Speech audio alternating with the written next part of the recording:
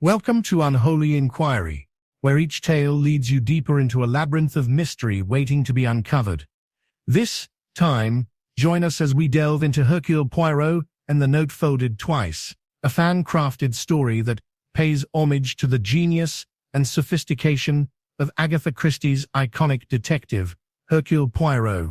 We are thrilled to have you with us on this captivating journey. Share your thoughts, let us know where you're tuning in from, and if you spot any details we missed, your feedback is invaluable. Together, let's continue to shape even more thrilling enigmas. Chapter 1: The Letter That Disappeared. The first scream came not from the mouth of a frightened servant or a panicked guest. It came from the throat of Lady Sybil herself, a woman whose dignity was considered unshakable, even during the war. It pierced the corridors of Brightwell Manor like a shard of glass, sharp and sudden, slicing through candlelight and silence. Poirot, standing in the drawing room, teacup still steaming in his hand, did not flinch. He merely set the cup down with precision, eyes narrowing. Something he knew had shattered. Not glass, not bone, but control. She stumbled into the room with her hands trembling and her gloves, so meticulously worn just hours earlier, now crumpled in one hand like discarded paper. "It's gone," she gasped. "The letter. It's gone." There it was. The case already breathing. Poirot, with deliberate calm, walked toward her. "Madame," he said gently, "you must sit." The panic, "Non, it does not suit your complexion." He guided her to a high-backed chair as others rushed in. The cook, the butler, even Lord Brightwell, usually more stone than man, now visibly unsettled. "A letter?" Poirot asked softly. "Tell me, madame, who was it for?" Her answer was more breath than voice. It was not for anyone. It was meant to be destroyed. The room tilted slightly then, not in structure but in tension. Poirot could feel the ripple of it, like a tremor running through the floorboards beneath his patent leather shoes. Everyone in the room was watching her, but he was watching them. From the corner, a grandfather clock ticked. A heavy pause fell. Poirot felt the air shift, the way it always does before a storm. Not outside, but within. The letter in question, as Lady Sybil explained in fragmented whispers, had been written by her brother-in-law, Julian Harrow, just days before his death. What the newspapers called a tragic boating accident off the coast of St. Malo. The letter was his final act. He'd given it to Sybil on the morning before he left for France, with strict instructions: "Burn it unread if I do not return." But curiosity, like sin, has a slow-burning fuse. She had read it, and then hidden it in her writing desk beneath false invoices and religious pamphlets. She had not burned it, until today, when she had gone to do so, and it was gone. Poirot listened in silence.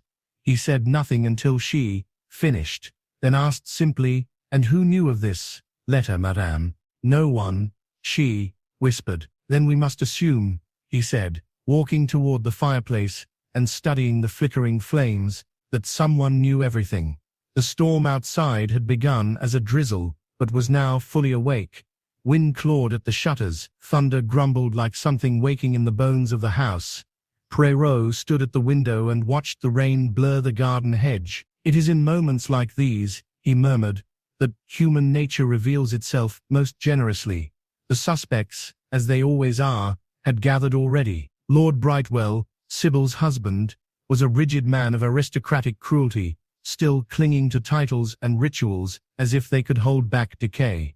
His motives, countless. Sybil herself had inherited everything after Julian's death, and Lord Brightwell, for all his control, was a man desperately in debt.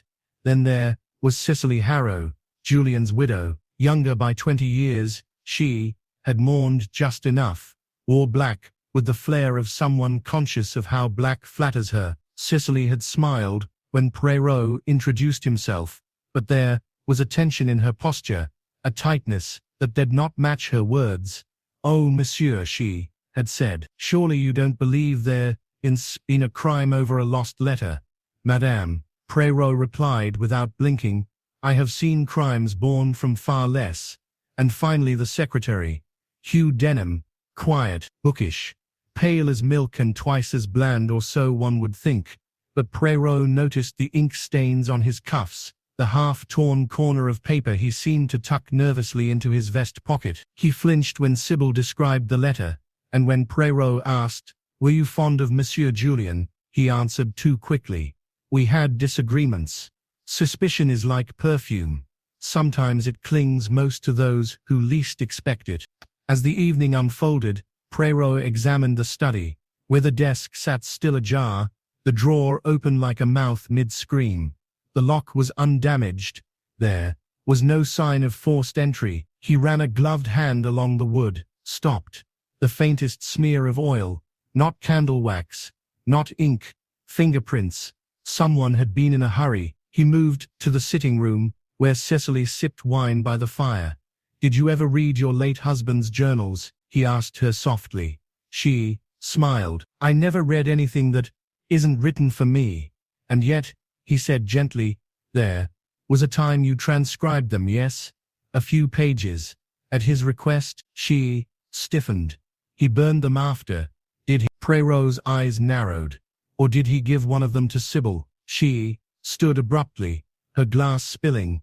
"What are you implying?" "Only that grief," he said, "reveals different faces in different people. Some weep, some inherit, some wait." That night, Poirot lay awake, watching the ceiling beams shift with lightning shadows. The letter had not simply vanished, it had been taken. That meant motive. That meant fear. And fear, he knew, is the compass of guilt. The next morning, the twist came. A fire, small, but deliberate. In the garden shed. Old linens, they said. But Poirot smelled something else. Burnt parchment. They found the ashes, not enough to reconstruct, but enough to see that the paper had been folded twice. Not once. Twice. Twice. Poirot turned to Hugh Denham. "You see, mon ami," he said, "a man folds a letter once, when he intends to send it. He folds it twice, when he fears it will be seen." Hugh went pale. And then the second twist. The maid, Lillian, brought Poirot's sealed envelope. It had been slipped under the door in the night. Inside, a torn page, written in Julien's hand. "If anything happens to me, it will not be at sea. It will be here, in Brightwell. The will is false. She forged it. J." Poirot froze. "She," it said. But who? Sybil. Cicely. Someone else. Now suspicion bloomed in every corridor. Lord Brightwell, despite his thunderous voice and barked orders, had gone silent. Poirot noticed him watching Cicely with a strange intensity. When he questioned him, the man said something chilling. "My brother was always the favorite. He was born with charm. I was born with land. Is that why you took his name off the estate?" Poirot asked. Brightwell stiffened. "You seen the records then?" "No," Poirot said, "but I noticed you no longer wear the family ring. It had been missing." Quietly, no one mentioned it. But Poirot had seen the tan line on his finger. A man does not remove a family ring unless he feels unworthy or ashamed. Cicely, meanwhile, had taken to walking the gardens, alone. Poirot watched from the window. She paused at the fountain, dropped something in, a silver chain. That evening Poirot called them all into the drawing room. The storm had returned, thunder cracked as he stood beside the fire. "You have all lied," he said simply. "But only one of you killed him." Gasps. "What do you mean, killed?" Cicely whispered. Poirot nodded. "Julian Harrow did not drown in St. Malo. He was dead before he ever left England. His body was identified by his clothing, his watch, but not his face. That face, burned beyond recognition, belonged to someone else. A man who went missing from the docks that very night." He looked at Sybil. "You read the letter, yes?" She nodded, pale. "And did it mention the name Henry Caulfield?" She froze. "Yes," she whispered. Poirot smiled.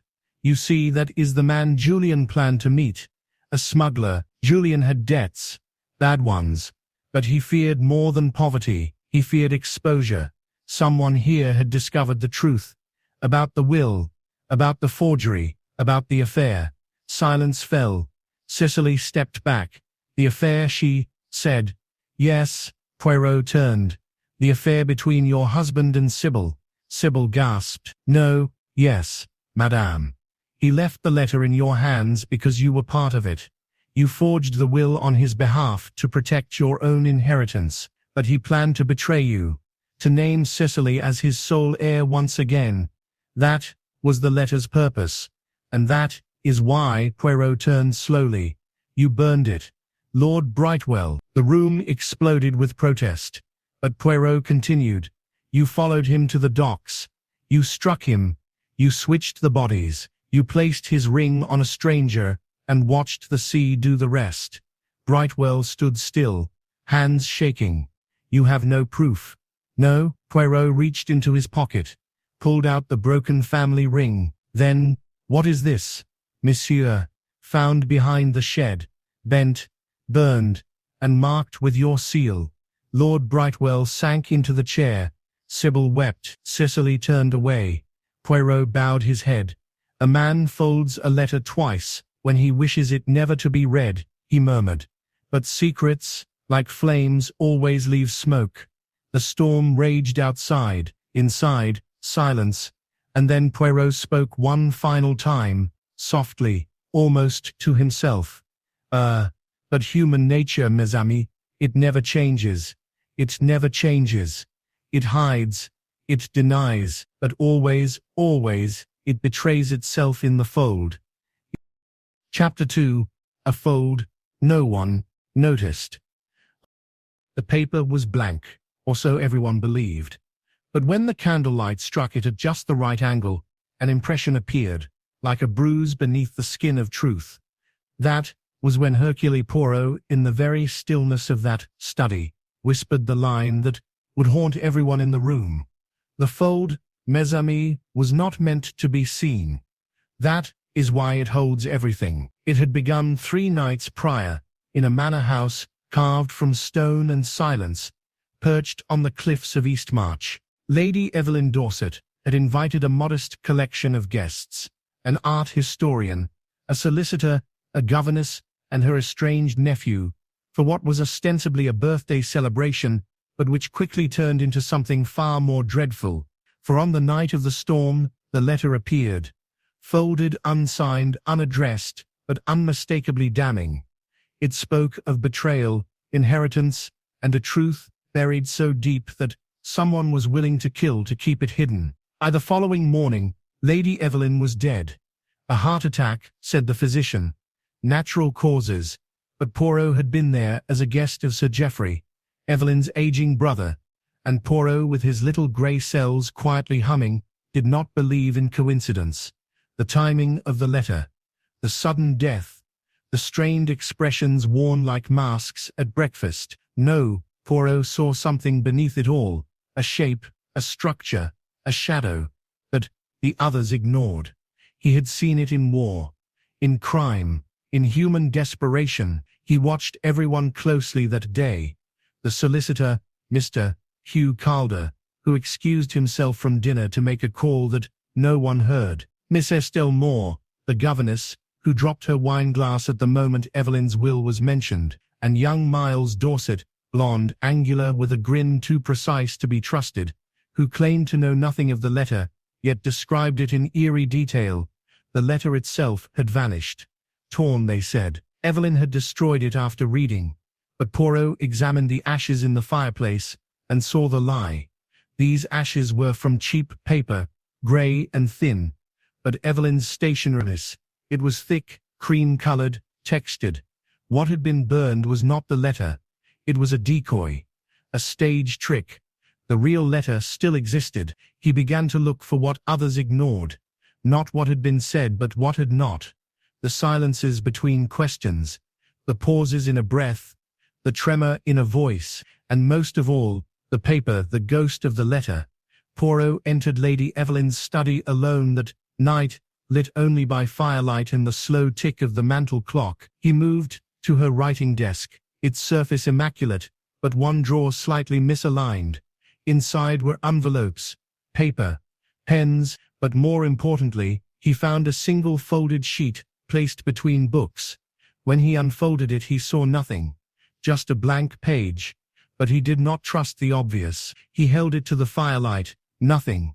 Then he turned it slightly, tilted it, and there, barely visible, an indentation, a fold, faint but deliberate, pressed not once, but twice, creating a narrow seam just above the bottom margin. Not a crease from folding a letter in halves. No, this was purposeful, meant to conceal something, something folded into the letter and later removed. Poirot's eyes narrowed. A fold no one noticed, he murmured, because it was made to be forgotten. Now he returned to the drawing room, where the others sat in low conversation, the fire crackling and the storm grumbling beyond the windows.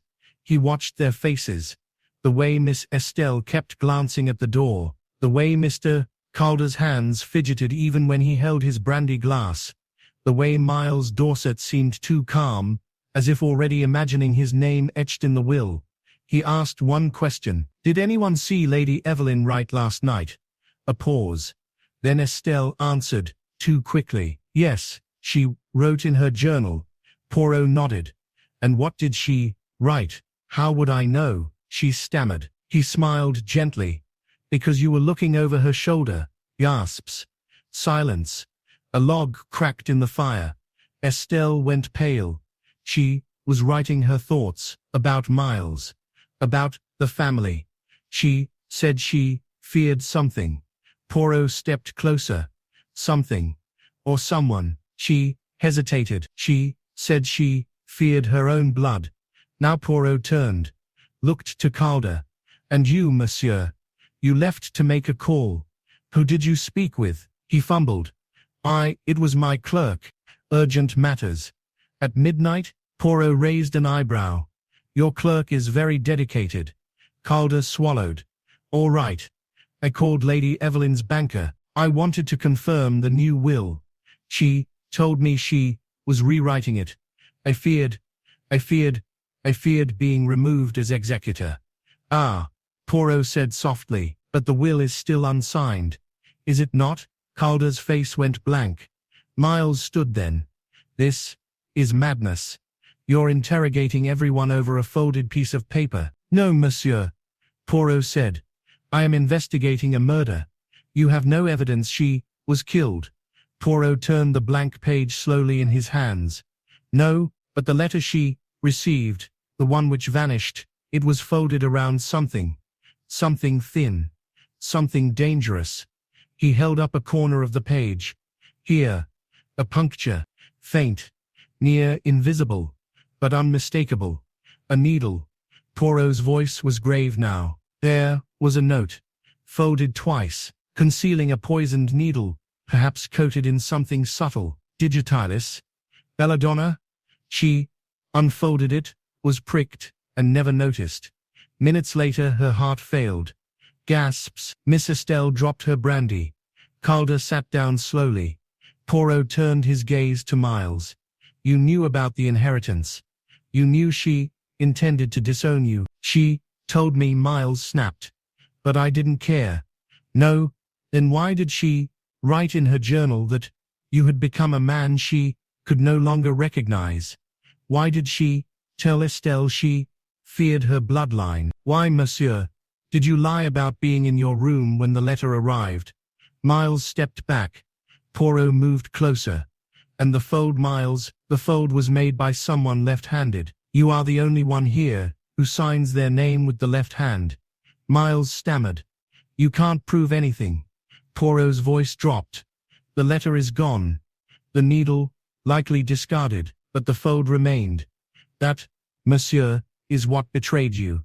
The room stood silent as rain battered the windows. Miles stared at Poirot for a long moment, then turned and fled from the room. Later, in the stillness of the study, Poirot stood alone once more. He looked at the paper, still folded.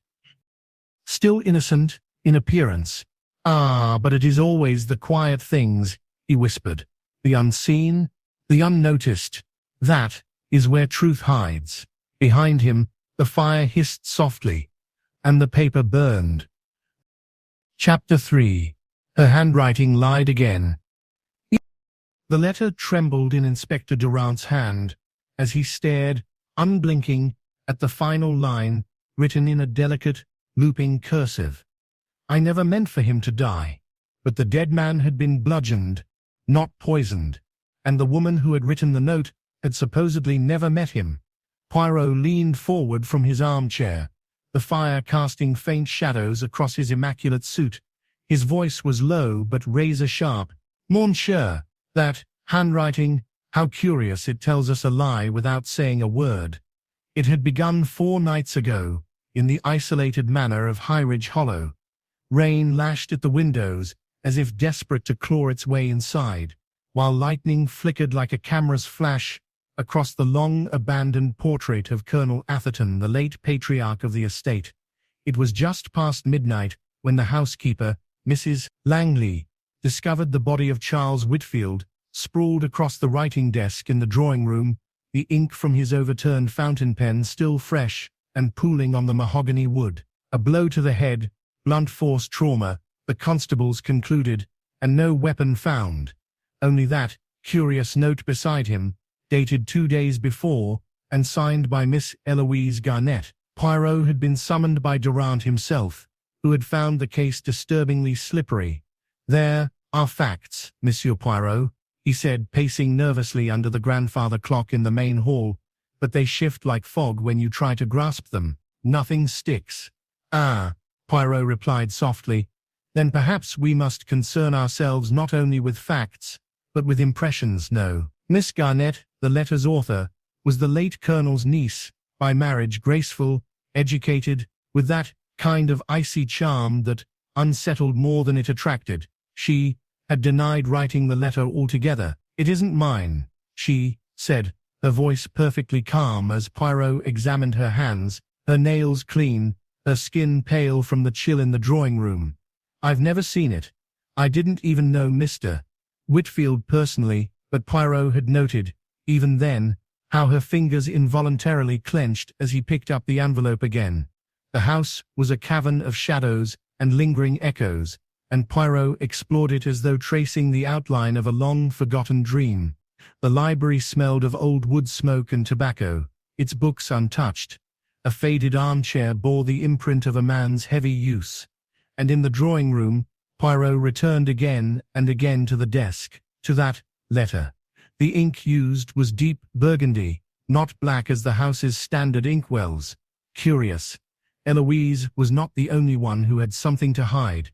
Colonel Atherton's second son, Gregory, had recently returned from the West Indies, under a cloud of scandal, missing funds, whispered debts, and an estranged wife who had vanished without explanation. Gregory had spent most of the previous year abroad, yet his voice trembled when Whitfield's name was brought up. "We met once, long ago," he admitted. Glancing sideways, "He was connected to an old affair. It's irrelevant now." Poirot found it quite relevant. Then there was Lydia Moorcroft, the Colonel's secretary. She had served him loyally for years, a woman who knew everyone's schedules, correspondences, secrets. She had an efficient mind and a seemingly unshakable devotion to order. But Poirot noticed how her gaze faltered every time she passed the drawing-room. She claimed to have been asleep during the murder, yet when Poirot asked how she slept through the storm that night, she answered too quickly. "I always take a powder for sleep," she said.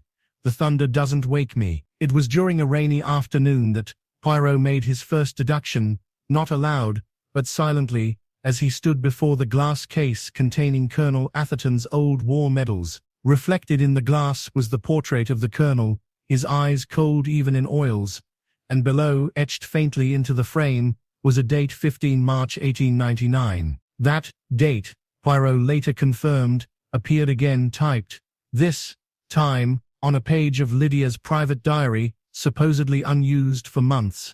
"Curious," he murmured, "when a mind that thrives on order makes an error so chaotic." That night, as wind battered the hollow and the creaks of the old manor grew louder, Poirot requested that the letter be tested, not for fingerprints, for he disdained such modern tricks, but for the source of the ink, he sent Durant into town to retrieve samples from local stationers. Then came the twist, one that nearly deceived Poirot himself. A second letter appeared, found in Miss Garnett's room, tucked into her travel valise. It bore the same script, the same ink, and the same curling signature. This time it read, "He knew everything. He threatened me." It was enough to arrest her, and Durant nearly did, but Poirot held him back. "No, no, mon ami. It is too perfect. Too staged." "But what else would it be?" Durant hissed. "Two letters, both hidden in her belongings, both signed by her hand." "But is it her hand?" Poirot snapped. "Or merely the illusion of it?" Poirot arranged a simple but clever test. He asked each member of the household to write a passage from a book, Shakespeare, of course, under the pretense of assessing their literary knowledge. Eloise's handwriting was close, yes, but Lydia Moorcroft's hers was nearly identical. It lacked only the tiniest curvature at the lower loop of the G. Poirot saw it at once. Now he whispered, "We begin to see the shadow behind the ink," but motive still eluded him. He spent hours in the library poring over correspondences, scribbled notes, servant schedules. Then he found it, a cancelled letter from Charles Whitfield to the Colonel dated just 2 weeks before his death. In it, Whitfield referenced a payment long overdue, blackmail, veiled under a legal tone, and the true secret: Whitfield had been Lydia's former lover. He had once stolen documents from Atherton's files, documents that could implicate both Gregory and the Colonel in wartime profiteering. Lydia had learned of the blackmail only weeks ago. She confronted Whitfield, threatened him. He refused to stay silent. So she wrote the first letter, impersonating Eloise. Then, when the pressure mounted, she forged a second to ensure Eloise's fall. But why Eloise? Poirot asked her quietly in the library once the truth had fallen into place, like a final piece in a chess game. Why choose her to fray? Lydia's face, so calm until now, crumbled just slightly. "She took everything," she said barely above a whisper. "My place in the family, my inheritance. I served this house for 20 years, and she waltzed in and they gave her everything." "You killed a man," Poirot said, his voice colder than the fire behind them, "to right a personal injustice." She wept, but Poirot watched in silence. The ink, as it turned out, had come from a private set Lydia had kept in her room, a color she claimed was for special letters only. Durant took her into custody that evening, and the manor seemed to exhale for the first time in days. Later, Poirot stood alone in the drawing room, his gloved hand resting on the polished desk where the blood had once pooled. "Hercule Poirot," he said aloud to no one, "has solved crimes born of jealousy, of greed, of passion. But the most dangerous motive is the one masked by loyalty. When the devoted feel discarded, mon Dieu, how quickly they become executioners." The storm had passed, yet Poirot looked out the window at the restless trees, and still, the handwriting lies. Because it tells us the hand, but never the heart behind it. He turned and left the room, the fire behind him casting a long, flickering shadow that curled like a question mark on the empty floor. Chapter 4. The Truth Sealed in Ink. The scream came first, high, piercing, and strange for its timing, just after dawn, when the house was steeped in silence. Poirot was already awake, sipping his precisely brewed tisane by the window, when the shriek tore through the hush of Hillsgrave Manor. The cry was followed by a crash, a distant thud, and then the silence returned, denser, heavier, now touched by dread. Poirot set his cup down without haste. "There," he whispered to himself, "comes the sound of revelation or regret."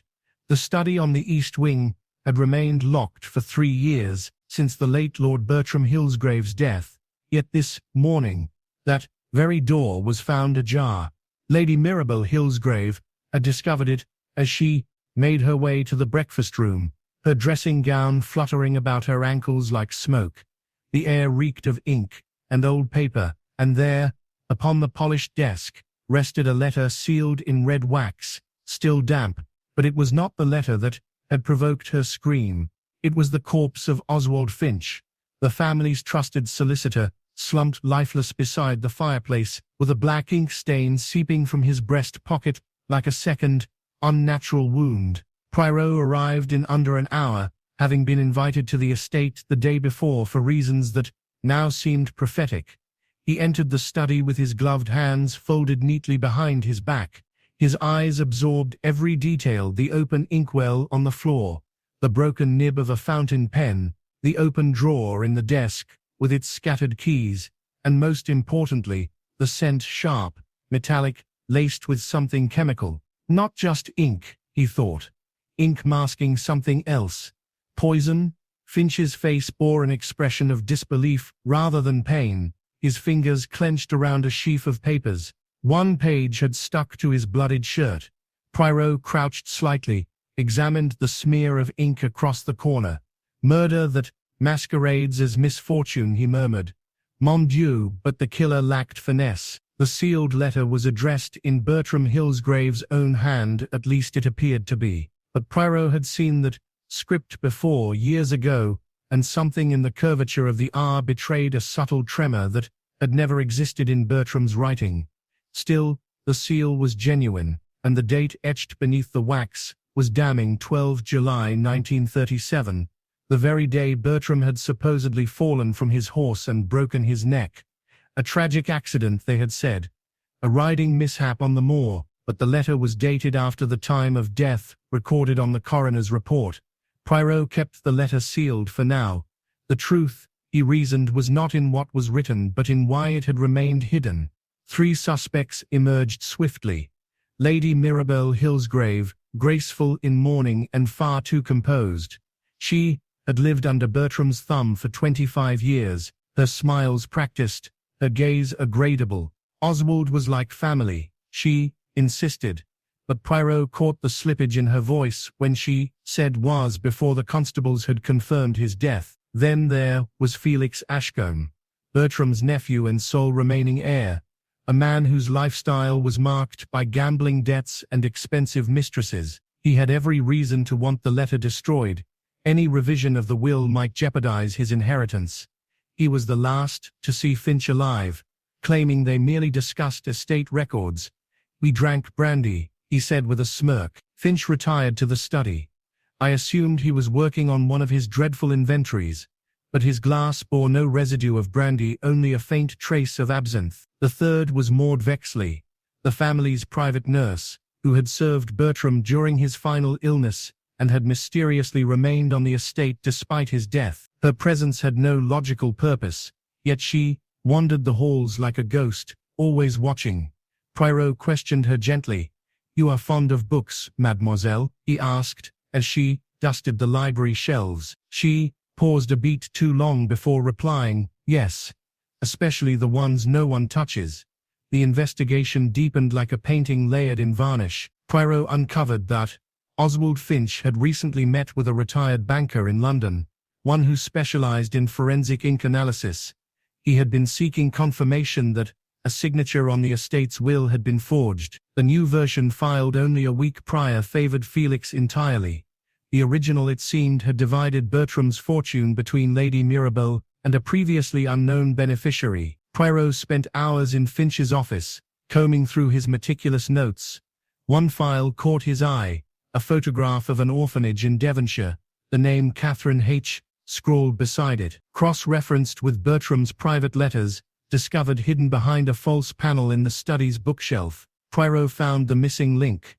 Catherine was Bertram's illegitimate daughter, born during a brief liaison in 1906. She had been hidden from the public eye, but mentioned lovingly in his private diary. And now Finch had found her, and perhaps, just perhaps, had convinced Bertram to change his will before his suspicious riding accident. Poirot returned to the manor and requested the entire household assemble in the candlelit dining room. Rain drummed on the high windows, and the ticking of the ornate clock on the mantelpiece filled the tense silence. Poirot began, softly. "There is a truth," he said, "one so delicate, so buried beneath pride and shame, that even death conspired to hide it. But truth, mes amis, has a way of bleeding through, even when sealed in ink." He turned to Lady Mirabelle. "You knew about Catherine, did you not? Her mouth tightened. Bertram mentioned her once. I thought it an old affair. She was no threat. But Finch believed otherwise. Poirot continued. He found her. He intended to announce her as the rightful heir. That letter he held, it was the final testament. Your husband signed it on the very morning he died, not in a fall as we were led to believe, but poisoned by absinthe laced with digitalis. Poirot turned to Felix. You procured the absinthe, a signature cocktail you called it. Felix's laugh rang out, but it was hollow. So what? The man drank it himself. Non, Poirot said calmly. You gave it to your uncle, but it was not you who delivered the final blow to Mr. Finch. That honor, I believe, falls to someone else. He stepped toward the silent figure of Nurse Maud. You saw Finch with the letter, you heard the threats. And you, Mademoiselle Vexley, were once a teacher at the Devonshire orphanage. Catherine's teacher. You recognized the name. You realized what Finch had uncovered. Maud's face paled to the color of bone. You feared Catherine's claim would shame the Hillsgrave name. You served the family so long that you could not allow it. So you followed Finch, removed the original letter, replaced it with a forged duplicate that cleared Felix and killed him to keep the secret buried. But you made a single mistake. Poirot raised the forged letter, now unsealed. This ink is not from the pen of Lord Hillsgrave. It is manufactured in Vienna, online sold to private collectors in the last year. You purchased it from a dealer, but Lord Hillsgrave had died before it was even made. The silence that followed was shattered only by the groan of the floorboards beneath Maud's feet. She collapsed into the nearest chair, her expression blank. Poirot bowed his head. Ink can lie. Paper can be forged. But the heart, it always reveals itself.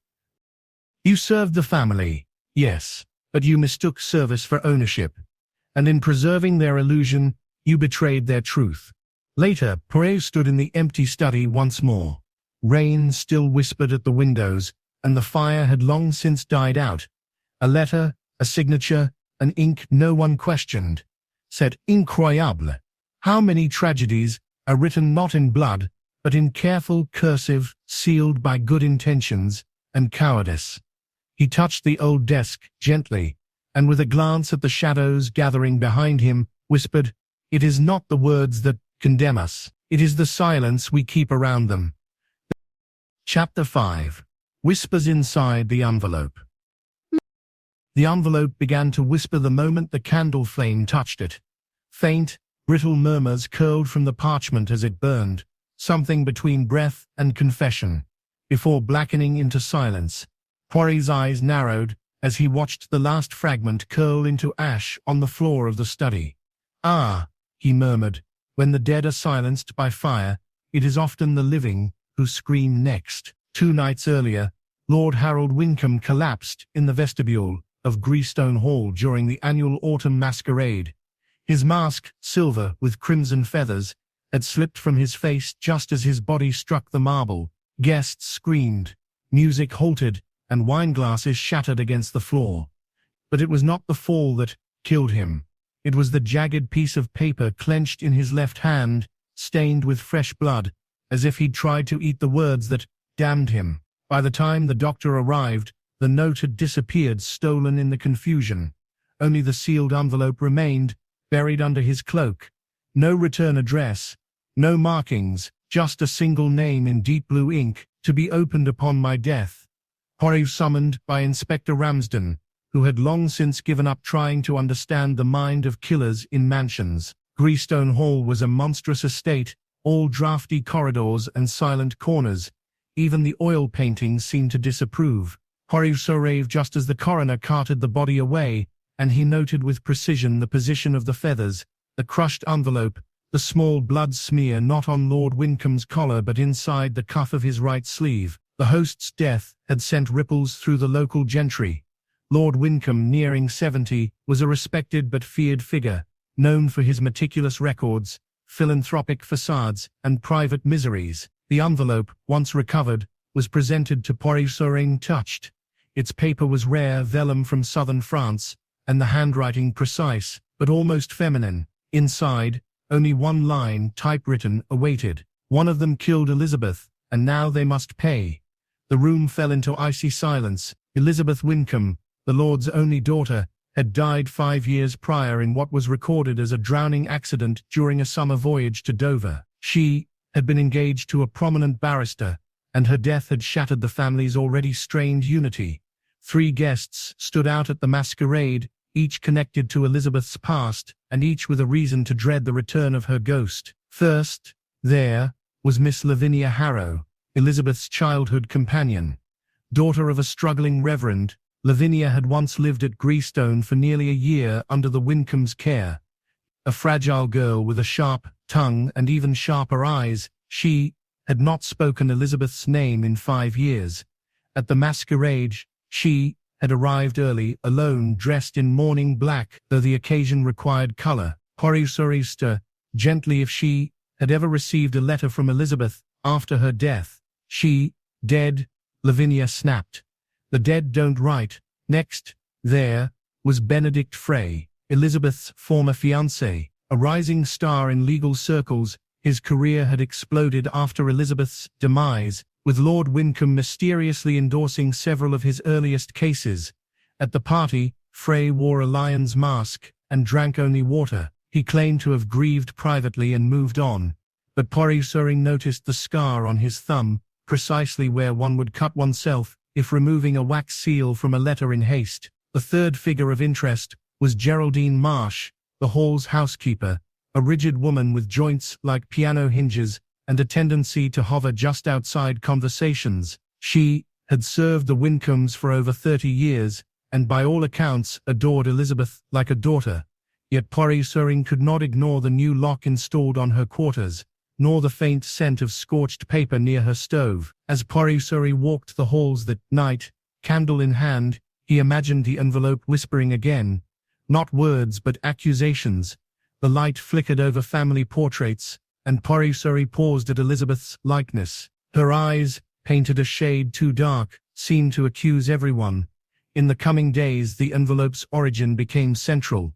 No typewriter in the house matched the letter, but Poirot paused, sharp eyes observed something unusual.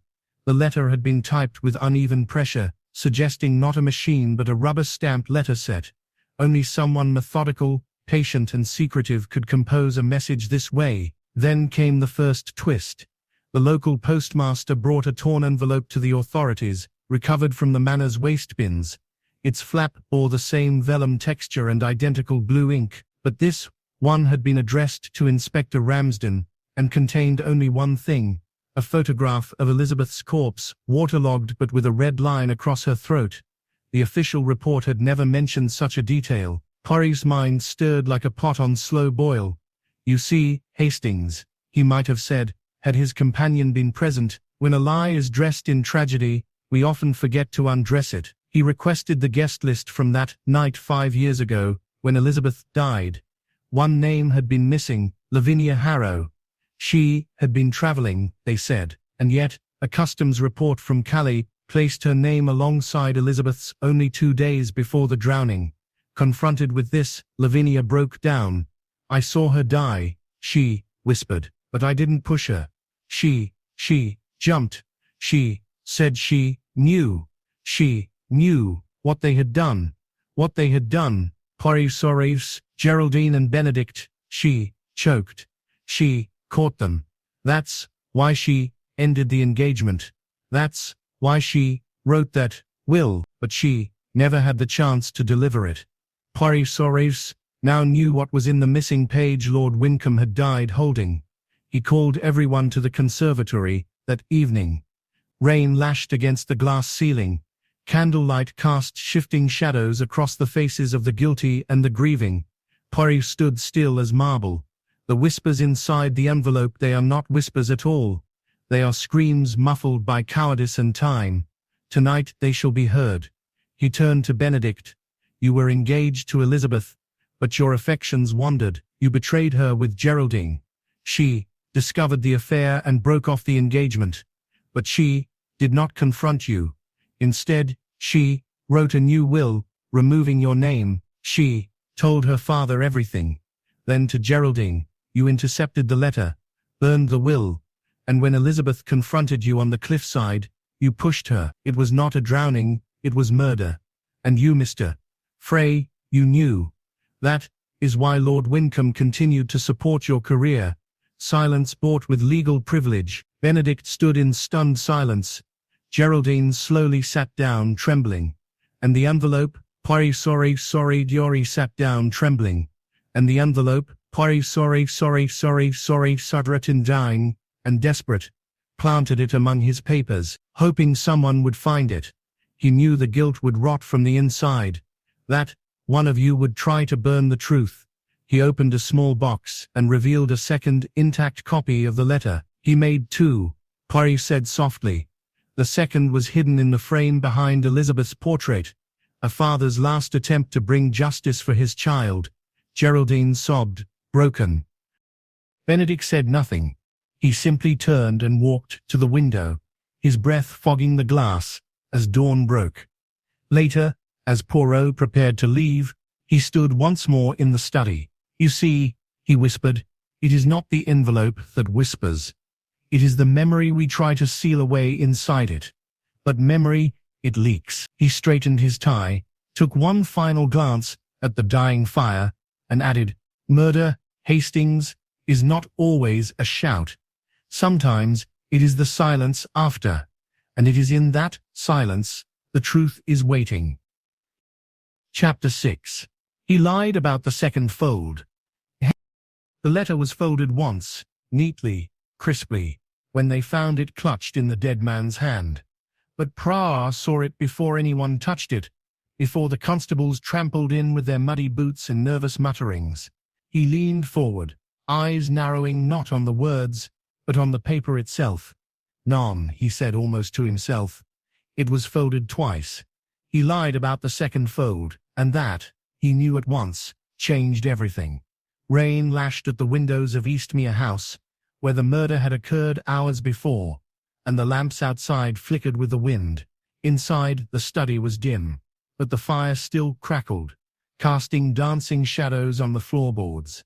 Lord Bernard Kavanagh lay slumped over his desk, one arm hanging limp, the other fixed, like a claw, over a sealed envelope. Blood had trickled in a fine, narrow stream from the corner of his mouth, and the pen in his right hand was snapped.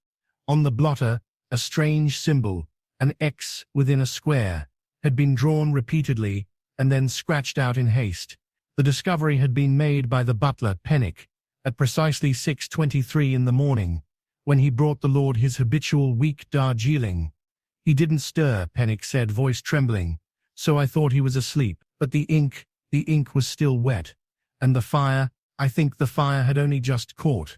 Poirot observed this detail with great interest. Fires tell time better than clocks, he thought. The envelope, which bore no address, only the name Helena, was of heavy paper, handmade. Poirot noted that the wax seal had already been broken and resealed clumsily, with a newer stamp. Someone had read the letter before it was found, someone who wanted its contents to remain secret. But most telling of all, the crease in the paper. The original fold was clean, center-aligned, but beneath it, ever so faint, was a second crease, diagonal, inconsistent. A panicked fold. Someone had hidden it in haste, and lied. There were 3 guests in the house that evening, all of whom had known Lord Kavanagh intimately, and each with their own secrets to preserve. First, Felix Hartgrove, the Lord's personal physician and long-time friend, a man with trembling hands and a habit of answering questions with questions. Poirot had watched him light a cigarette with unsteady fingers while standing beside the body. "He died quickly," Hartgrove said, not looking at the corpse. "Hemorrhage from the liver, most likely. Stress. His heart couldn't have taken it. But you see, mon docteur," Poirot said softly. He was writing, yes? And the pen snapped only halfway through the first line. A man whose hand falters with death does not snap a pen. He drops it. Second, Helena Marston, the namesake on the envelope, a woman of icy composure and pale beauty. She was Lord Kavanagh's goddaughter, recently returned from Vienna after years of estrangement. "He wrote to me," she said he had something to confess. I thought it was about the inheritance. But I swear, Monsieur Poirot, I never saw the letter. Yet Poirot had observed her glance at the fireplace. A glance not of fear but memory. The third guest was Lionel Deakins, Kavanagh's business partner, a man with a bulldog jaw and the faintest scent of pipe smoke clinging to his collar. He had stayed up late in the library drinking port and pacing. We had disagreements, he admitted, about money, about the books. He said something about setting it all right in the morning. I assumed it was wine talking. Poirot asked him, "And you did not hear anything from the study? No sound, no movement?" "No," Deakins said too quickly. "Nothing." But the study door creaked with the slightest pressure. Even Poirot's gentle push had awakened a moan from the hinges. If the door had opened or closed during the night, someone would have heard. Poirot spent the afternoon walking the house, his eyes scanning every inch of shadow. He paused before a mirror in the hall and adjusted his mustache. "Ah, mon ami," he whispered to his reflection, "these people lie as they breathe. But paper it remembers." Even when burned, the fireplace revealed what the eyes had missed. Buried deep in the ashes was the corner of a second page, burned but not entirely. Poirot used tweezers to extract it. A torn edge, ink blurred, but the same paper, the same handwriting.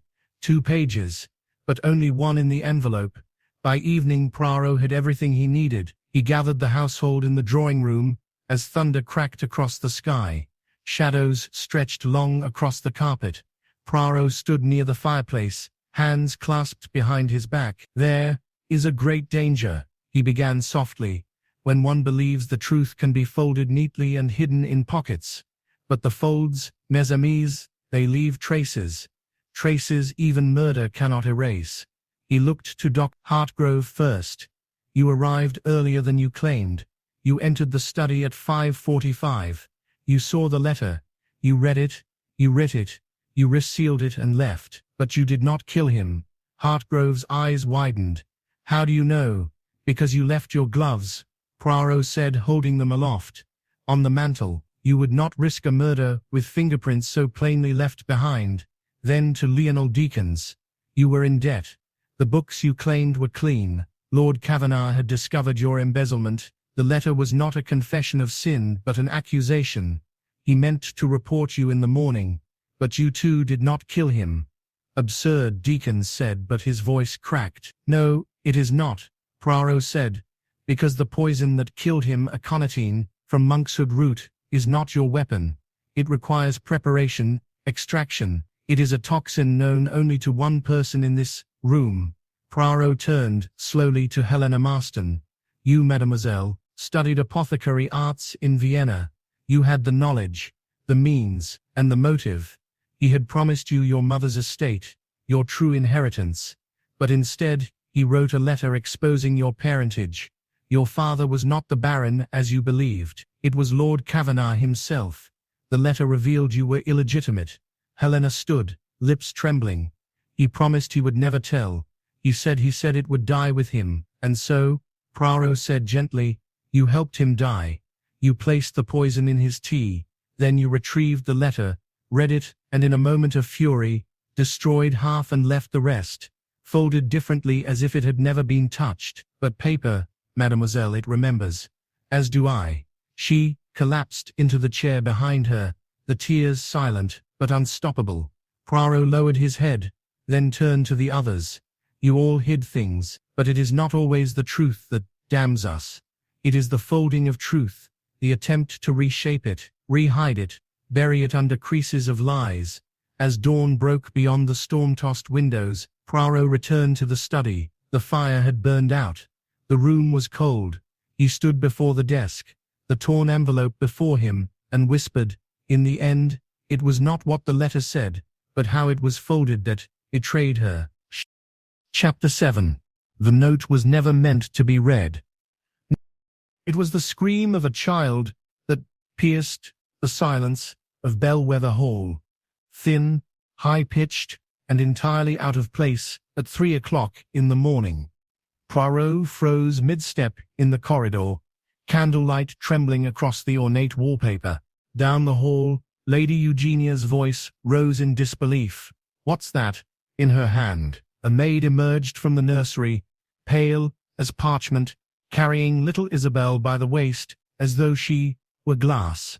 In the girl's clenched fist, crumpled and streaked with tears, was a folded piece of yellowed paper. Poirot took one look and said softly, "No child should have touched this. This was never meant to be found." The note, scrawled in an unsteady, jagged hand, read only, "He is buried where the roses die." That was all. No signature, no date, and yet the handwriting belonged unmistakably to Lord Alfred Deverell, the long-dead master of Bellwether, whose mysterious disappearance, 8 years ago, had never been solved. It was believed he had taken his own life after a prolonged illness. His body had never been recovered, until now. By the time the police were summoned, the entire house was awake. Poirot examined the letter before it could be touched again. The paper was brittle, watermarked from age. But what struck him was the ink, brown-black and not aged as it should have been. He turned it over and sniffed delicately. "Fresh. Too fresh. Mon Dieu," he murmured. "We are chasing a ghost, yes, but someone is helping the ghost write his letters." Lady Eugenia was the new matriarch of Bellwether, having married Lord Deverell's cousin 2 years ago. Tall, elegantly severe, with raven dark hair and a voice like iced velvet, she kept her composure even as the household reeled in chaos. "The girl," she said coldly, "must have found it in one of the old trunks. There is no need to dramatize." But Poirot noted how her eyes never once strayed toward the child, only toward the fire where a second letter might have been waiting to burn.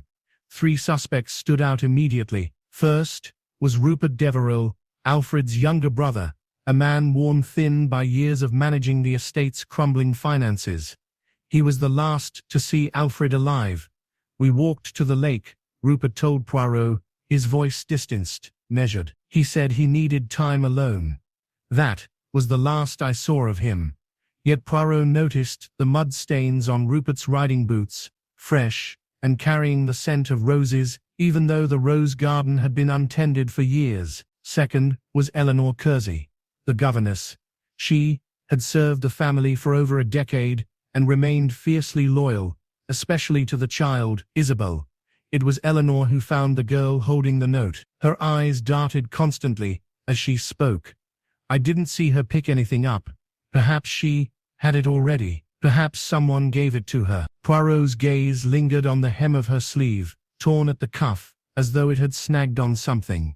And the third was Dr. Simon Ambrose, a visiting friend of the family, allegedly there to assess Eugenia's health. A quiet man with soft footsteps and cold hands, he spoke rarely but listened keenly. He had no known connection to Alfred Deverell, and yet Poirot had caught him alone in the library that night, poring over a sheaf of handwritten letters. When Poirot entered, the letters vanished beneath a book. The grounds were searched at once. Beneath a dying rosebush near the crumbled garden wall, the constables unearthed a skeleton, wrapped in torn oilskin and laid beneath a foot of soil and clay. The skull had fractured on one side, as though from a blow. There were no teeth left for identification, but a locket engraved with the Deverell crest lay buried beside the ribs. Inside, a photograph of a child. Poirot stared at it long. The face bore no resemblance to Isabel.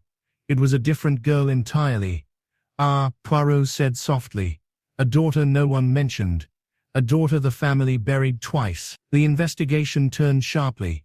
Poirot spent the following day in the attic, examining trunks and papers long untouched. One trunk bore Alfred's initials, inside monogrammed shirts, an ivory brush, an old map of the garden, and a bundle of letters bound with black ribbon. Each one was addressed to "My Little Rose." The letters, spanning 2 years before his death, told of guilt, loss, and secrets. None more damning than the final page: "If anything happens to me, it will not be by my own hand. It will be theirs. They took her from me. She was mine." Poirot gathered the household again at twilight. The fire in the drawing room burned low, casting long fingers of shadow across the Persian's rug. He remained standing. The note the child found. It was placed deliberately, Poirot said. Someone intended it to be discovered. Yes, but not by her.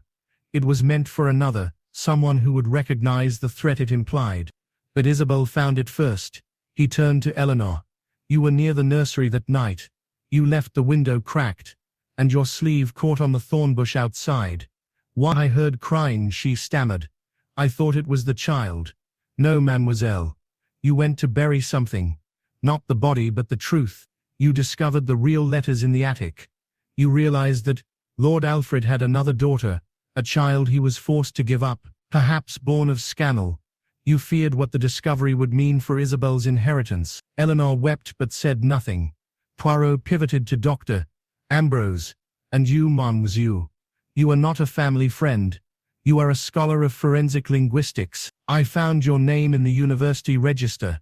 You came to Bellwether not to care for Eugenia, but to verify the authorship of that note. To prove it was not written by Alfred. Ambrose's face darkened. I was asked to come discreetly. By whom? Poirot asked. That, I believe, is the key. Then to Rupert. You struck your brother. You argued near the rose garden. You took his life in a moment of rage. But you did not bury him alone. You had help. Poirot's eyes settled at last on Lady Eugenia. You knew, he said softly. From the moment you arrived at Bellwether you suspected the truth. You married into a house of lies. You discovered Alfred's child. A child who vanished mysteriously just before your own daughter Isabel was born. I believe Isabel is not yours at all. Gasps filled the room. Poirot held up the locket. The photograph inside, that is the real Isabel. A daughter born to Alfred and hidden away. And the child upstairs, now asleep in her bed, is the orphan of your sister. You raised her as your own. Why? Perhaps to preserve the family name. Perhaps to protect her. But it was not guilt that prompted you. It was fear. Eugenia's voice was low. Alfred wanted to claim her. He threatened everything. You let Rupert silence him, Poirot said, and you said nothing. The room went still. Poirot stepped away from the fire, his voice softer now. The note was never meant to be read, he said. It was meant to be felt. A threat, a warning, a key to the past. But it did what all secrets do. Eventually it found a voice. And the smallest hands delivered it. Outside, the wind picked up. The roses rustled in the garden, like old ghosts, shifting in their shallow graves. Poirot turned toward the dark window and said, It is not death that haunts us. It is the words we tried to bury with the dead. Then he walked into the hall, leaving the fire behind to consume the last of the ashes. Smallness. Chapter 8. Someone else opened it first. Where? The paper sliced her finger before she even read the name. A single drop of blood smeared across the upper corner of the envelope, a red crescent blooming on cream. Lady Cecily's face drained of color. This wasn't sealed when I found it, she whispered, her voice trembling beneath the flickering chandelier. But the wax is unbroken. Poirot, from across the room, tilted his head ever so slightly. His eyes narrowing. Precisely, he said. Someone else opened it first. The envelope had been hidden within the false back of a drawer in the morning room, an ornate walnut cabinet that belonged to Major Theodore Bexley, who had died quite theatrically in his armchair only 3 days earlier. To the public, it was a tragic accident, a stroke, the doctor had claimed, accelerated by stress. But Poirot had noticed the positioning of the spectacles on the corpse's chest. Folded, symmetrical, deliberate. No one, he had mused aloud, dies mid-sentence and then tidies up. The envelope, now at the center of the storm, was addressed simply to my executor. No name. The seal, intact, bore the Bexley family crest, a lion flanked by 2 rifles. Poirot examined it in silence, then passed a gloved fingertip across the bottom edge. A microscopic tear, almost invisible. But to Poirot, the language of paper spoke more honestly than people did. 3 suspects hovered at the edges of the truth. Each had means, each had secrets, and all had been within the manor the night Major Bexley died. First was Lady Cecily herself, the Major's widow, 42, uncommonly composed, and far too calm in grief. She claimed to have discovered the letter while sorting through Theodore's estate inventory. "He never told me he wrote a will," she said. "But then again, he told me very little." She wore widow's black like a costume, not a burden. Poirot observed the faint scent of lavender ink on her gloves, the kind used in personal correspondences, not for rummaging through legal documents. Then there was Marcus Fenley, the Major's cousin and sole surviving relative. An ex-captain with a ricker's jaw and twitching fingers, Fenley had lived on a monthly allowance from Bexley for years. Their relationship had frayed of late. There had been shouting heard from the study. "We argued," Marcus admitted. "He was rewriting everything. Cutting me out, he said I was a liability. But he wouldn't say what the letter actually contained, only that he'd never seen it." And yet, Poirot had noticed a scrap of identical paper in the fireplace of Fenley's quarters, charred at the edges, but unmistakable. The third was Juliet Bray, the Major's former nurse during his convalescence, and now the estate's private librarian, quiet, shy, and with a stammer that made her voice vanish mid-sentence. Juliet had once saved the Major's life during a seizure, but she had grown distant in the last few months, and according to household gossip, the Major had forbidden her from entering his study. "He was afraid," she said when asked. "Of what I do not know, but he used to say, 'They're watching the ink now. Even that can betray you.'" Poirot took this very seriously. He studied the envelope again. The seal was whole, yes, but slightly off-center as though reattached. He requested a magnifying lens and peered closely. The wax had two depths, one shallow, older, the other newer, darker, thinner. Someone had opened the letter, read it, resealed it, and placed it carefully, knowing it would be found eventually. Poirot whispered, "When a leadage survives its messenger, it becomes a trap." The household grew tense as rumors spread. Fenley demanded to read the letter. Lady Cecily refused. Juliet remained invisible, slipping through corridors like a shadow. That night, Poirot sat in the study, watching the fire die down, when he heard the soft creak of a floorboard behind him. He turned, slowly. No one there, but on the edge of the rug, a footprint, damp with garden soil, and a drop of lavender ink, freshly smeared across the floorboard. The letter, when finally opened in front of witnesses, contained a shock. It was not a will at all, but a confession.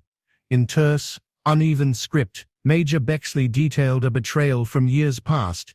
"I am complicit in the death of Arthur Kent," it read. "I held the rope, Marcus let go." Arthur Kent had been a fellow officer, reported lost during a hiking accident in the Alps 20 years earlier. He was never found. The case had been closed. Bexley had never spoken of it since. But the note was clear. Arthur had been pushed, and now, with his health failing, the Major had decided to unburden himself, but someone had intervened before the confession could reach its intended reader. Poirot now saw the entire pattern. He began with Cecily. "You discovered the letter, yes, but not by accident. You found it before Theodore died. You confronted him. Perhaps you even warned him. But you did not kill him. How could you know that?" she asked, voice cracking. "Because you are too proud to kill. You wanted him disgraced, not dead. You gave him the chance to burn the letter, but he did not." Then to Marcus. "You argued with your cousin. You feared he would name you a murderer, and yet you did not destroy the letter. You are not clever enough to forge a seal. I didn't even know about it." "Lies," Poirot said gently, "but not the most dangerous ones." His gaze moved to Juliet. "You found the letter first," he said. "Not Cecily. Not Marcus. You, Juliet, who moved silently through the house. You, who were once engaged to Arthur Kent before he disappeared. You kept the photograph hidden in your drawer. You told no one. But when you nursed Bexley, you began to suspect, and then you found the letter, and the name." Juliet trembled. I only wanted to know, to be sure. You opened it. You read it. You resealed it. You meant to confront him. But by the time you returned to the study, he was already dead." She burst into tears, crumpling in the chair. "I didn't kill him. I wanted him to live with it. To suffer." Poirot approached her gently. "But fate has a peculiar sense of justice." He died before his secret could damn him, and you, by opening the letter, became part of the crime, even if you did not pull the trigger.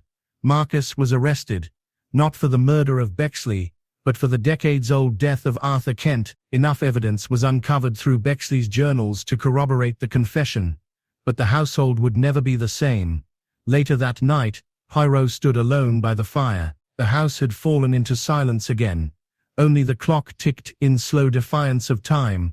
He turned to Hastings, who had arrived late, suitcase in hand. "What happened?" Hastings asked. Poirot did not smile. "When a message is meant to bring justice, it must be delivered untouched," he said. "But once someone else opens it, before its time, it becomes not justice, but vengeance." Then he turned toward the darkened hallway, where shadows gathered like secrets waiting to whisper. Chapter 9. Poirot read between the creases. The letter unfolded itself, like a corpse rising from a grave. Its corners torn, its lines smeared with what appeared to be tears, or perhaps rainwater, but the scent of old ink still clung to it, heavy as guilt. Inspector Bellamy dropped it, as though burned. This wasn't here yesterday," he stammered. Poirot didn't respond. He merely stepped forward, lifted the paper with his gloved fingers, and narrowed his eyes. "No," he said softly, "because someone wanted it to be found today, and not a moment sooner." His gaze lingered on the jagged fold, running diagonally through the final paragraph, misaligned, sharp, but intentional. "Someone folded this twice," he whispered, "but the second crease, it hides more than just a secret. It hides why Lord Ambrose Chiltern had been discovered dead in the solarium just before dawn. His body slumped sideways across the chaise lounge, a half-burned cigar gripped between his fingers and a gramophone spinning nothing but static. The glass roof above him bore a long serpentine crack, as if lightning had tried to strike directly through the heavens and into his chest. Officially, the cause of death was cardiac arrest. But Poirot had seen the position of the glass of brandy on the floor, unspilled, unnaturally upright, and he knew instantly Lord Chiltern had not dropped dead. He had been placed. The manor, Broadhurst Grange, loomed atop the Yorkshire cliffs, like a brooding sentry. Even his sea beneath seemed uneasy, crashing louder than it should, whispering secrets against the stone like a prisoner trying to break free. Poirot arrived 2 hours after the death was discovered, summoned not by the family, but by a telegram unsigned save for a single typed word, "folded." That word alone was enough to compel his curiosity. The letter found the next morning beneath the seat cushion of the chaise was unsigned, undated, and incomplete. It referenced only this: "She knows. The affair. The inheritance. If she speaks," and nothing more. Yet what struck Poirot was not the content, but the shape. 3 creases, not 2. One across the center, one along the corner, and one, a faint, older line that had begun to fade. A letter with a history, Poirot mused. It was read before, then hidden, then refolded, but not by the same hand.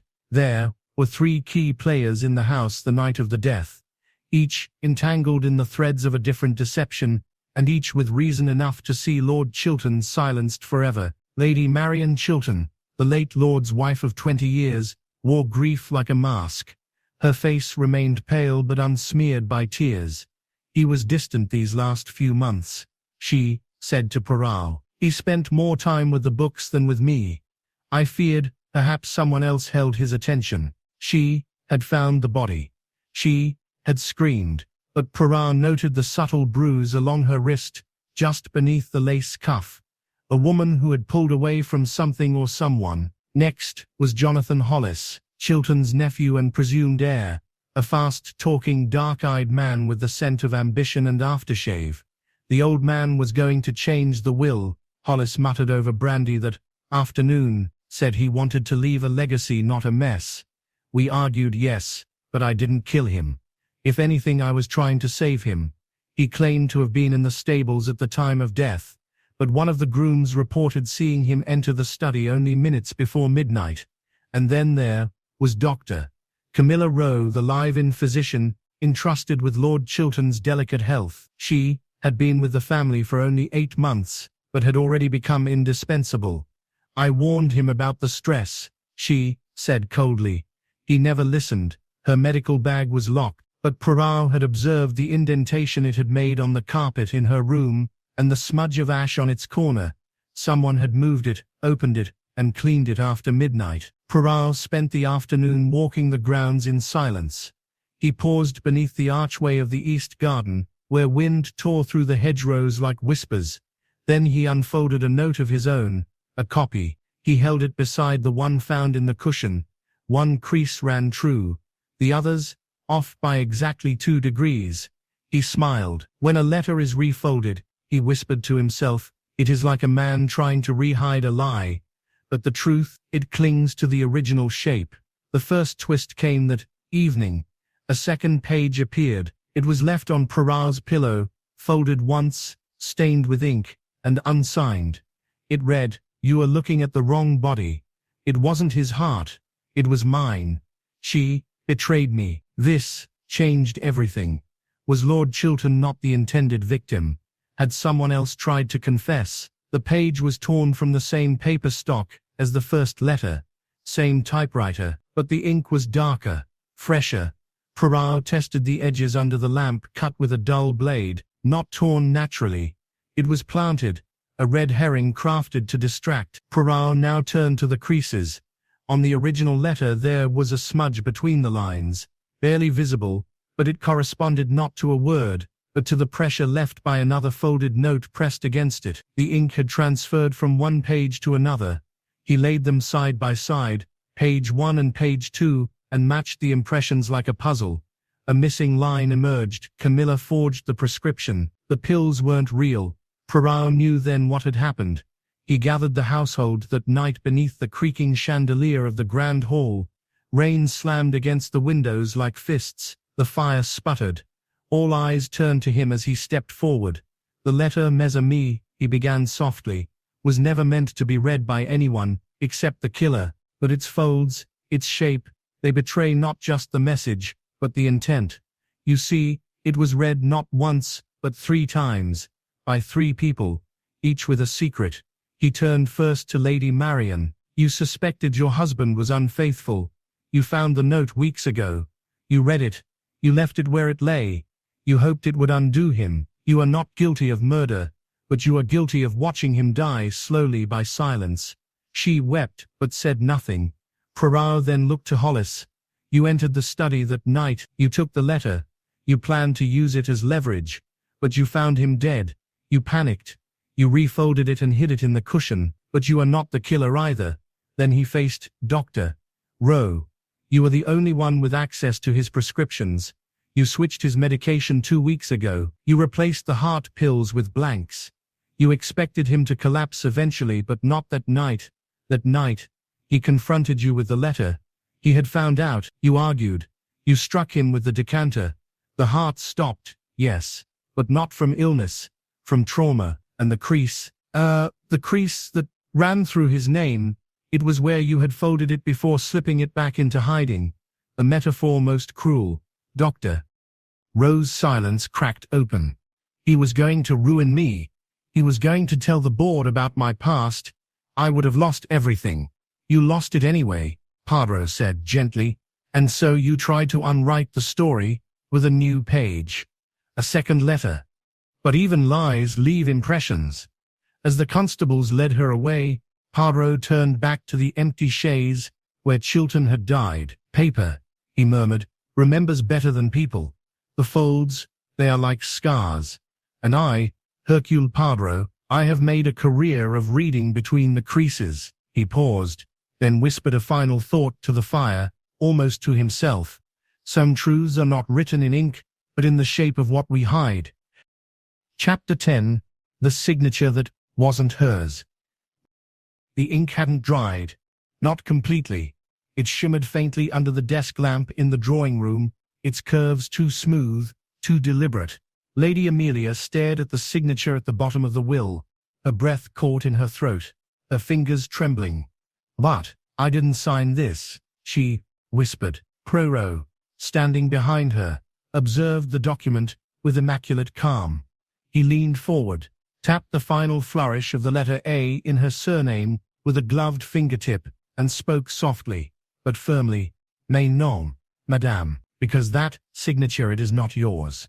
The will had been found locked inside the late Sir Cedric Dunleavy's strong box, which in turn was buried within a secret compartment beneath the floorboards of his study, sealed with an elaborate brass key, one that Poirot found, rather curiously, in the coal scuttle of all places.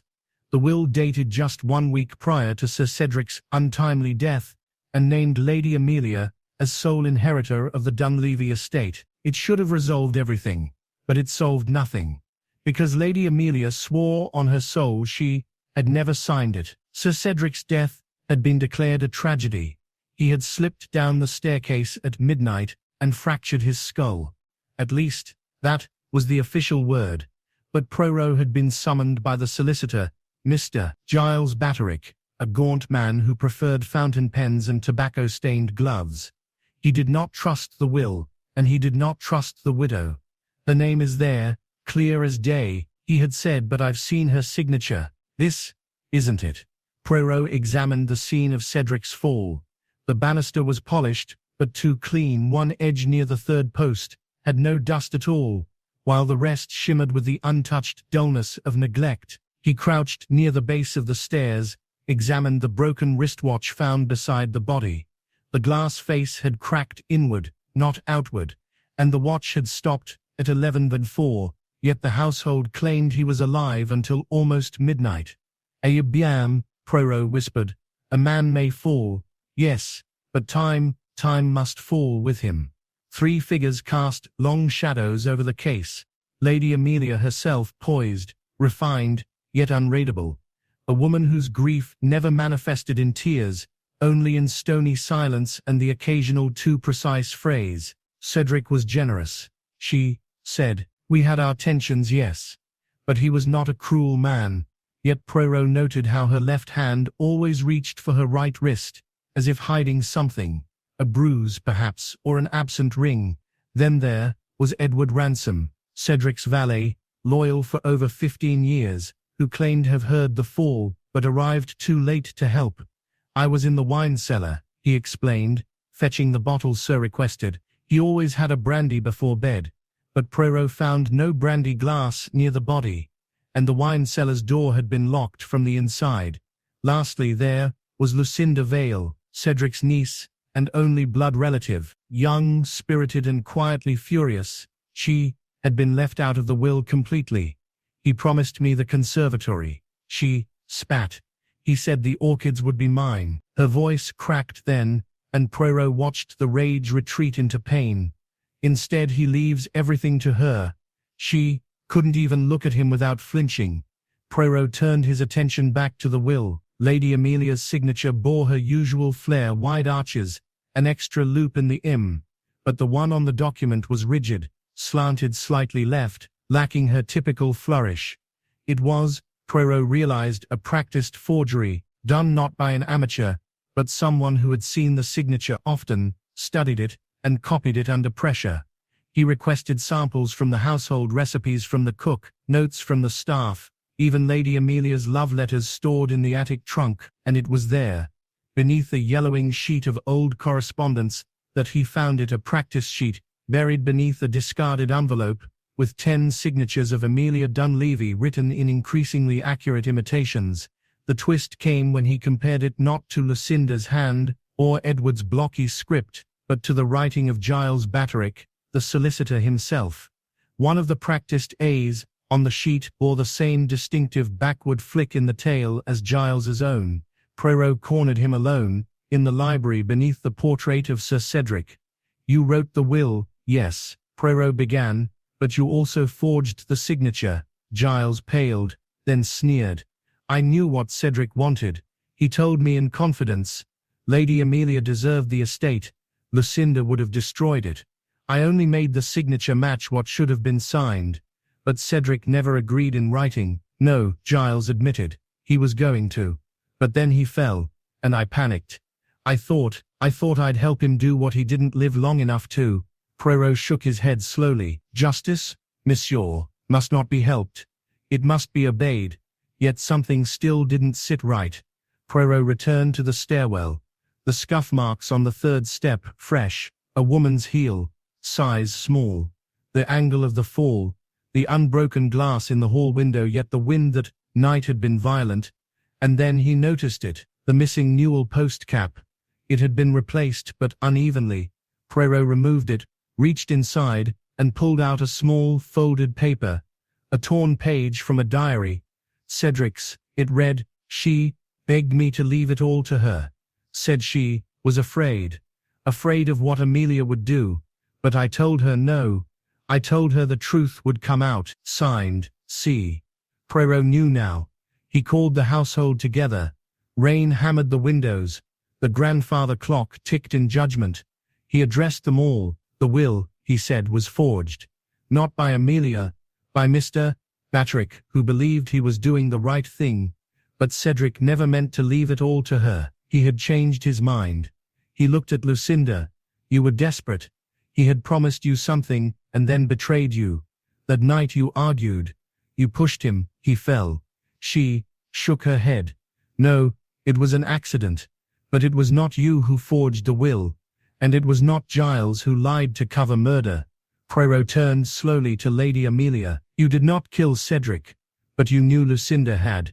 You found her crying. You found the note Cedric had written. You saw your opportunity.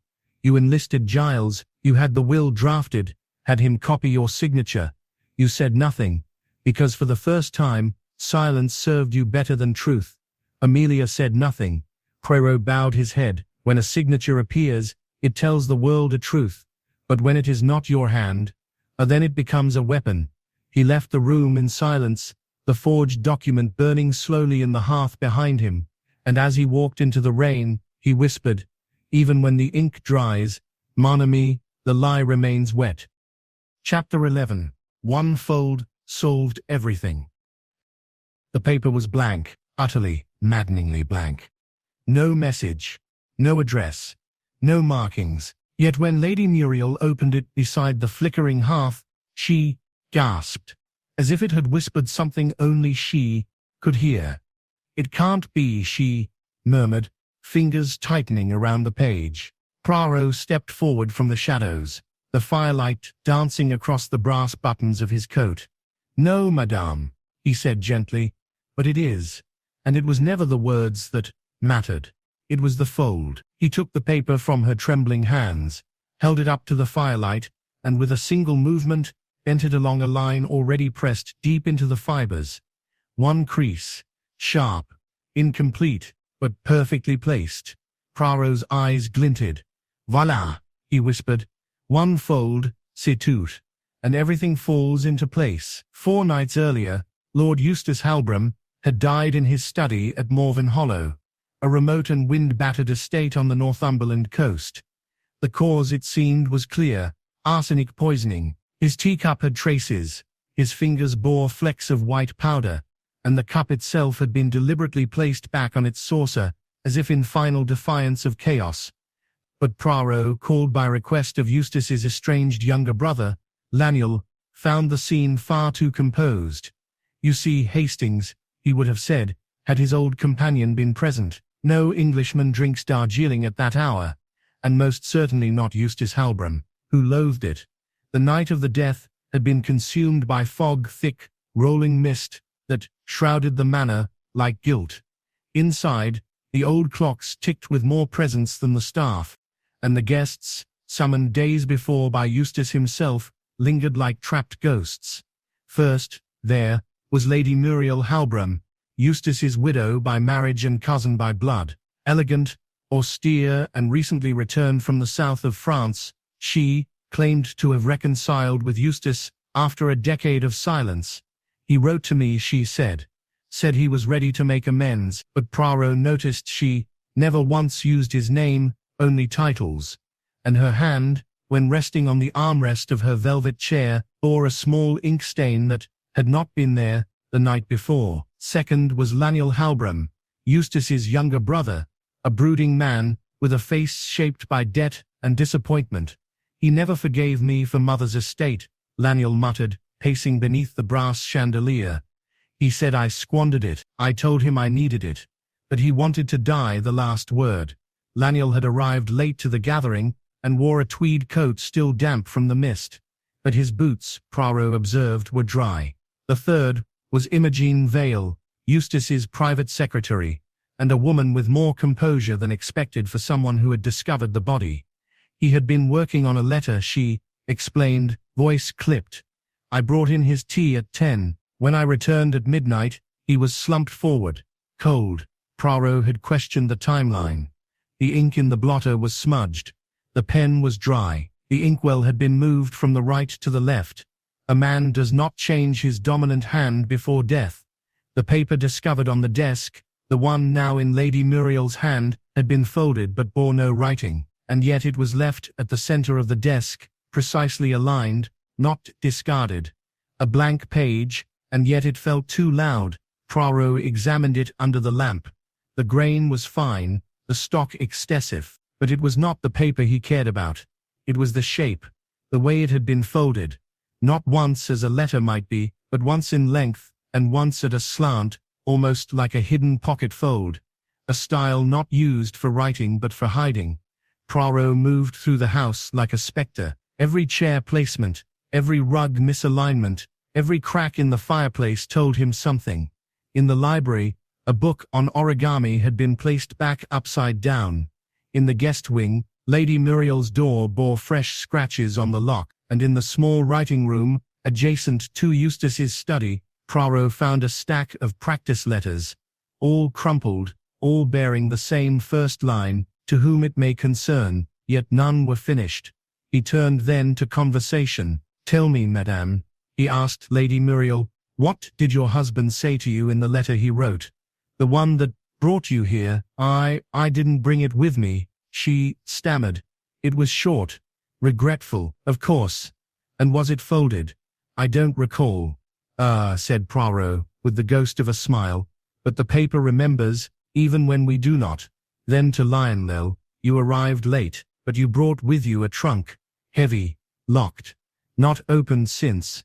May I ask, why family papers? He replied too quickly. And were any of those papers blank, monsieur, or perhaps folded with no message at all? I don't know what you mean. Poirot turned to Imogen. And you, mademoiselle, you changed the inkwell from left to right. Why? Her mouth parted. I didn't notice. Mais oui. But you noticed the teacup. You noticed the time. And yet not the pen. She fell silent. That night, Poirot returned to the blank page. He folded it once. Nothing. He folded it again diagonally. Still nothing. Then he held it to the firelight. And just faintly, a ghost of an impression emerged, barely visible. Not ink. Not pencil. A pressure mark, as if someone had written on a page atop it. And this one had absorbed the outline. He traced the outline. A single name, Muriel. And beneath it, something stranger. A signature, Eustace. But mirrored. Reversed. But mirrored. Reversed. Backward. Poirot understood. He called them all to the study. Midnight. The fire was low. The grandfather clock prepared to strike. The letter, he said, was never meant to be read. Not by words at least. But by design. One fold, only one, was made deliberately. The second was an accident. Someone tried to destroy the original letter Eustace wrote, but they hid the blank page to confuse us. He lifted the page, folded it once, down the diagonal. When folded like this, the pressure from the original signature becomes readable, just faintly. You see, Eustace signed it, but not to give, to accuse. He turned to Lady Muriel. You forged the invitation.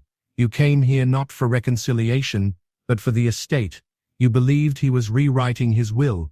You confronted him. He threatened to expose you. And in a moment of rage, you used the tea. She shook her head. You have no proof, but I do. One fold, he said, lifting the page again, the impression of your name beneath his. He wrote it, signed it, and folded it because he feared you. That fold preserved his truth. even when the ink did not. Lady Muriel paled. I only meant to scare him. But you succeeded in silence, Poirot replied. The constables arrived. The storm outside broke. The mist began to lift. Poirot stood at the edge of the study window and looked into the dark. Mon ami, he whispered to himself, there are lies loud as thunder, and there are lies as quiet as paper. And sometimes it is the quiet ones that leave the sharpest creases. Chapter 12. The killer left a third fold. The paper fell from the dead man's hand like a final breath, fluttering to the floor in a hush that seemed to silence even the ticking of the manor's great hall clock. The fire crackled faintly in the corner, casting thin orange lines across his lifeless face, and beside his chair, untouched and perfectly positioned, lay the note, folded twice, neatly, symmetrically. Poirot approached, his gloved hand hovering over the sheet like a surgeon above an open wound. Then he paused. No, he whispered, his voice low and ominous. It should have 2 folds, but this has 3, and that, mon ami, is not an accident. It is a signature. Sir Roderick Vale was found in the west wing of Brackenridge Manor, slumped in his favorite high-backed leather chair, his spectacles askew, and a brandy glass still in his grip. There were no visible wounds, no sign of struggle, only the scent of sandalwood and something fainter bitter like old ink or dried poison. On the floor at his feet was the note. No name, no address, just a simple message typed in faint, uneven font. She knows everything. But as Poirot had observed before any constable could arrive, it was the fold, not the words, that screamed murder. 3 folds, not 2. 1 down the center, 1 horizontally, and a 3rd diagonal. Someone had folded this paper not with haste, but with meaning. And Hercule Poirot knew one thing without question. The killer had signed their work not with a name, but with a crease. Brackenridge had always been a house of silence, with rooms that echoed secrets and corridors that hummed like whispered confessions. It was no surprise, then, that Sir Roderick's sudden death brought not panic, but stillness, as though the house itself had been expecting it. Poirot wandered through its cold halls, listening, watching, measuring truths not by what was said, but by what was avoided. 3 people had motive. All had opportunity. Lady Eleanor Vale, the widow, elegant, silver-haired, and cold as marble. She had once been the toast of Vienna's salons, a woman whose charm and poise were matched only by the steel in her eyes. We were not in love, Monsieur Poirot, she admitted, sipping tea that never steamed. We tolerated each other. Roderick was fond of his collections. I was fond of quiet, and yet in her embroidery drawer, Poirot had found a single key hidden beneath a velvet pincushion, the key to Roderick's study, supposedly lost for over a year. Then there was Charles Vale, the estranged son, returned only days before the murder. He was a man worn down by foreign sands and ruined ventures, his fingers yellowed by cigarette smoke, his jacket 2 seas out of date. He never forgave me, Charles muttered. Said I was weak, said I would waste the estate. But I came back to make amends. Poirot had watched him closely as he examined his father's desk, noticed how he lingered too long over the papers, how his thumb traced a groove worn into the armrest that only someone who had sat there 1,000 times would recognize. And lastly, Clarissa Dane, the housemaid. Young, quiet, with eyes that darted too quickly and hands that rarely stopped moving. She claimed to have found the body. I brought the letter out, she said. It was in the postbag, marked urgent. I didn't look. I swear I didn't look. But Poirot saw the lie in her posture. Her shoes were clean, though the rain had soaked the garden path between the gate and the house. The letter, he believed, had not come that night. It had been waiting. Poirot requested the original typewriter. It was brought from the study, dusty, pristine, ancient. The ribbon had been replaced. And yet, when he typed a few words himself, the spacing was irregular, and the ink blotted at the letter G. The note found on Roderick had perfect alignment, and the G was flawless. A different machine, someone, Poirot said to himself, has gone to very great lengths to disguise a truth that did not need words at all. He turned again to the letter. 3 folds. The last, the diagonal cut across the upper right-hand corner. It matched no standard mailing style. It didn't help the note fit an envelope. It distorted the shape, and more importantly, it intersected the line that said she knows everything. Poirot took the note to the firelight and turned it over. On the back, the pressure marks of another message began to reveal themselves, faint, reversed, as if someone had written a different note atop it and pressed hard. He laid a blank sheet across it and gently shaded the surface with graphite. Letters emerged. One word, Eleanor. She had received a letter before. That night, Poirot summoned the household into the music room. Rain lashed against the tall glass windows. The fire roared, casting tall shadows across the velvet chairs. Lady Eleanor stood nearest the hearth. Charles leaned against the piano, eyes low. Clarissa sat stiffly near the corner, glancing toward the exit every minute. The killer, Poirot began, did not leave fingerprints, did not leave a weapon, but they left something more arrogant, a fold. A third fold. It was not there when Sir Roderick read the message. It was made afterward to conceal something, to frame someone. He turned to Clarissa. You did not find the letter. You wrote it. You used a typewriter hidden in the attic, a Remington portable that Roderick had stored after the war. You wrote those words to frighten him, to punish him. Clarissa's eyes widened. He hurt people, she said. I knew. I found the journal, the names, my mother's name, but you did not kill him. Poirot moved to Charles. You had the strongest reason.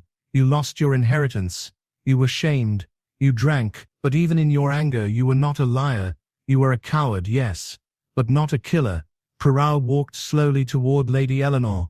It was you, madame. The letter Roderick received was the second. The first, he wrote to you. It said, she knows, but it did not say who. You feared exposure. You feared Clarissa, so you poisoned the drink. You placed the second letter afterward, folded it once to look genuine, a second time to match the envelope, and the third fold was yours alone to crease the corner, to intersect the line, to obscure your name, but the pressure revealed it. She did not move. Her hand trembled only once. You took a paper meant to free someone else, and made it into a weapon. You folded the truth, but in folding it, you also signed it. Poirot stepped away from the firelight. 3 folds, one too many. That is how you made your mistake. As the constables entered, Eleanor said only one word.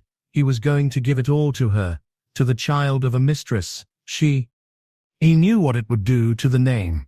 To me. Poirot stared at the fire. The paper still lay on the floor, burned at one corner. You see, he whispered, murder does not always shout. Sometimes it leaves a crease, a silent admission between the folds. And the third is always for guilt.